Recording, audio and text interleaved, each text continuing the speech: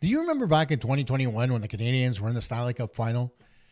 When Tampa Bay won, we were all pissed off that Nikita Kucherov played the entire playoffs after coming off LTIR just to start the playoffs. What about when it happened the next season when Mark Stone did it for the Vegas Golden Knights to win the Cup? And now, this season, there could quite possibly be two teams that can do the same thing. So the NHL has decided, screw it, we're putting in a playoff salary cap. Let's go through the details.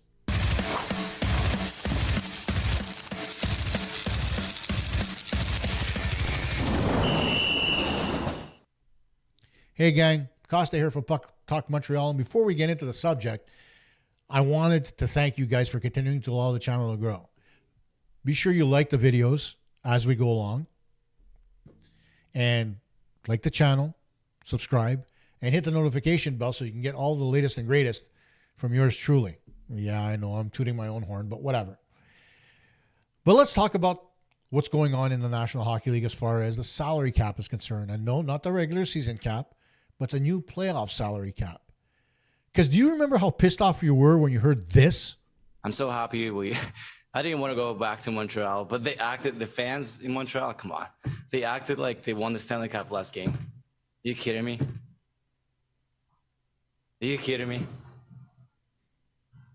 John Romano, Tampa Bay Times. Their final was last series. Okay. Now, granted, Kucherov came into that press conference acting the fool, all kinds of drunk, but he was drinking Bud Light in Tampa Bay, which means it's the American version of Bud Light. Dude, you can't hold your liquor. But for all of us here in Montreal, while he sounded like he was trying to insult the fan base, this is what we heard. Everybody's glad to see the stork. Here, stork, have a drink to the new baby. Oh, have another. Come on, bottoms up. One for the road. You gotta be social. You gotta be sociable. You just can't refuse their generous hospitality. Their hospitality. You just can't refuse them. Now, Kucherov had every right to be happy. He just won the Stanley Cup. But rubbing it into Montreal's faces like that and saying that the series against the Vegas Golden Knights was our Stanley Cup, I mean, he obviously doesn't respect the history in this city or the fans. So he could technically kiss my butt. But at the end of the day, the guy came back and played, 20 games, 21 games in the playoffs? Completely fresh. Best player in the league without any fatigue. No kidding he's going to be a factor. And he's trying to point the finger at Vasilevsky saying, Vasilevsky should have been the MVP. Yeah, he should have. But, it wasn't just because of Vasilevsky. It was a lot because of Kucherov's performance, because he was dominating in those playoffs. And then you go forward one season where the Vegas Golden Knights do the same thing with Mark Stone. He comes back right at the beginning of the playoffs to help contribute and get them the Stanley Cup. Didn't that piss you off? And you sit there wondering, why is it always the other team that gets to do this stuff? Well, it didn't stop people from thinking we were trying to do that with Carey Price. The only problem was we weren't getting into the playoffs. So it didn't really matter, did it? But at the end of the day, Carey Price never played another hockey game again. But the 3 instances that happened where players came back after being on LTIR for the entirety of the season finally got to the National Hockey League and they made some changes. Those changes came after this tweet from Puckpedia where they outlined 5 points effective this season, this coming playoff year, as far as LTIR, the implementation of a playoff salary cap, deferred compensation, no paper loans, and double retention restriction.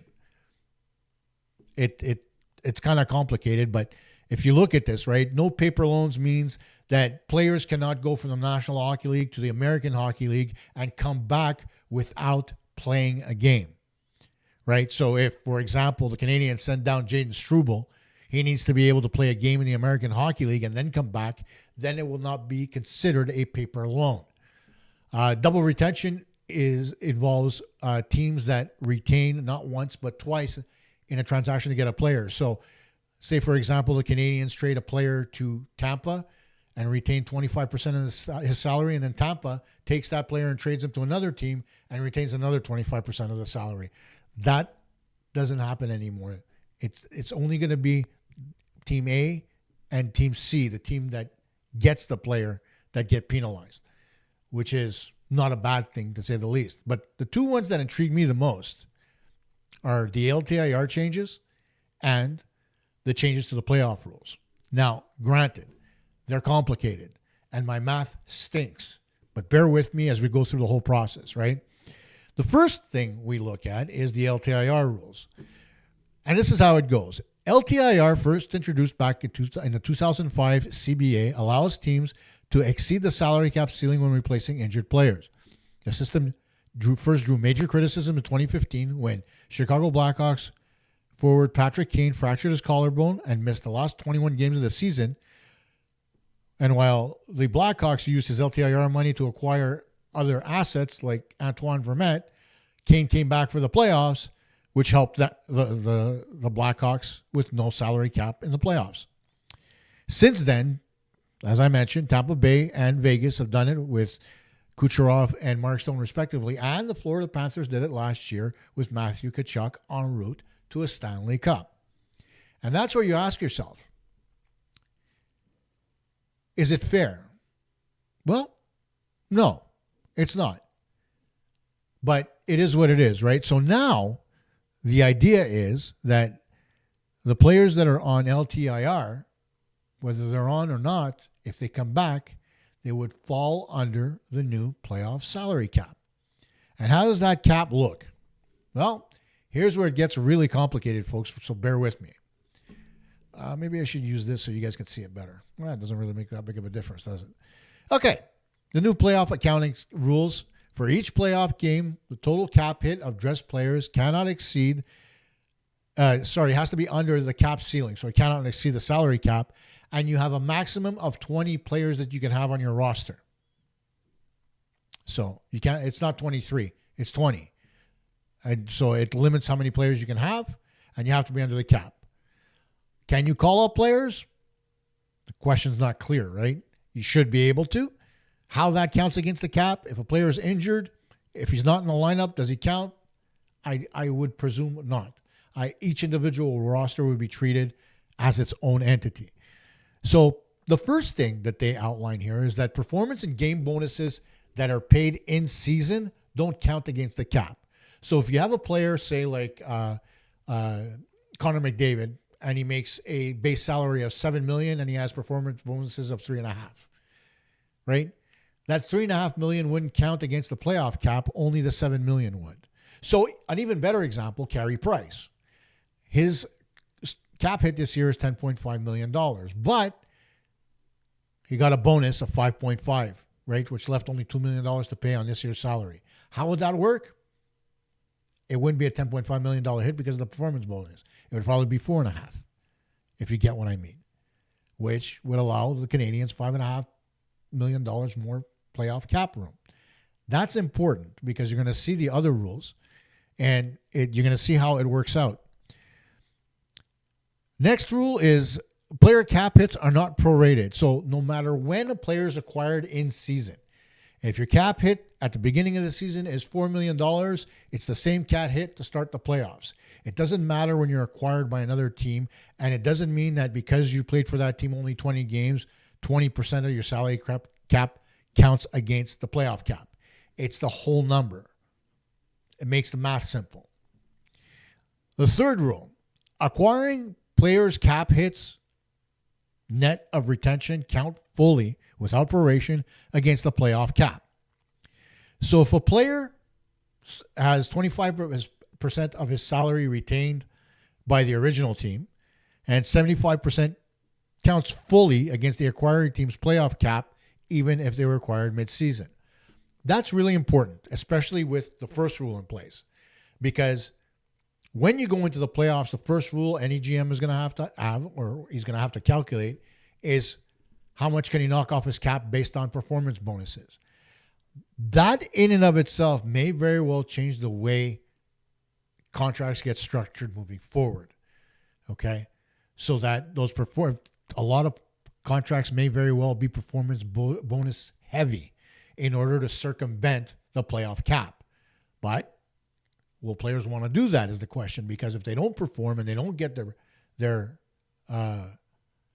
money, then what's the point? Right? It's just like the NFL. When an NFL player signs his contract, what he worries about most is how much guaranteed money he gets paid, not how much his contract is per season. It's the same will hold true here. The players will want to have a set salary that is large enough to make them comfortable, for lack of a better term, and their performance bonuses will want to be limited. That's going to cause friction between player agents, players, and teams moving forward, I think, especially if it begins to affect how things are done in the playoffs. But we'll see. But in my head, I think that general managers, in order to kind of get away from the playoff cap, will try to give more performance bonus laden contracts than just base salary. Next up, you have dead cap space, which is contracts that are buried, buyouts, cap recapture penalties, and retained salaries. Any of those that were incurred during the season count versus the playoff cap. So any penalties, any buried contracts. That means if a player has a buried cap hit for part of the season, the accumulated cap hit charged during the season counts as part of the playoff cap, regardless if that player still plays or is even still on the team. So the best example that they gave is Spencer Knight. Knight had a cap hit of $3.5 million on the first regular season day with Florida in 2024-25, and that means that Florida would have had to pay $17,000 for that because of the fact that Knight was moved to the American Hockey League after the season began. If Knight starts in the American Hockey League, then he's not considered buried because, in effect, he's part of that team. The only question then is, does the team take a chance? Because in order to circumvent that, you would have to clear waivers. And you know how that works out sometimes, right? So it's a very good way of making sure teams don't send players down to the American Hockey League just for shits and giggles. It's going to be important moving forward for teams to give two-way contracts to players that may be coming out of their entry level in order to protect themselves. Like the Canadiens gave Jayden Struble a one-way contract. With these new rules, you may well sit there and say to yourself, you know what, they should have given him a two-way to protect themselves a little bit. Even if he was waiver eligible, you give him a two-way contract. That's kind of where you look at it, right? Again, it's not written in the rules or the changes therein whether or not a player with a player with a two-way contract actually applies versus the cap. Because a two-way contract is an NHL and an AHL contract. Where does that lie? There's no clarity there, so it's a question to be asked, right? And then finally, the last rule of the day, not to drive us crazy with math, but here's the one that really screws me up when it comes to math. And that is that for the team that retains a cap hit, the retention is prorated based on the remaining regular season days at the time of the transaction. For example, if a team retained 25% of a player's contract in a transaction, the 25% charged to the retaining team is prorated. If the retention occurred halfway through the season, this retained salary cap would have a playoff cap hit equal to 25% of the player's salary times 50% of the season, or 42 games, whatever that is, which means it would be 12.5% of his initial cap hit. Note, the team that receives the retained player does not have the cap hit prorated. So that's going to encourage teams to retain salary in trades to help other teams because they don't get penalized as much anymore on the salary cap. So there's going to be give or take there, because when this rule first came out, the one thing that I was worried about is the fact that if a trade happened at the deadline, everything happening with the team receiving the guy would be the problem. They're the ones that have the full cap hit on their hands. So if a team makes a trade and retains that 25%, if they retain 25, it becomes 12.5. Or if it's at the trade deadline and there's about 20 or 25 games left, it's about a quarter of the season, give or take a game or two. So there's benefits to it, right? And so, we'll see how that works out. But how is this gonna affect the market overall? The Canadiens are looking to get rid of a guy like Mike Matheson. Is a rule like this going to force the Canadiens to retain his salary? Or will they be working harder now because of that rule to get rid of Matheson before the season begins? It's an interesting question, right? There's all kinds of things you could think about here. Who is another player that you want to get rid of from the Canadiens, or you think the Canadiens should maybe, put on the trade market?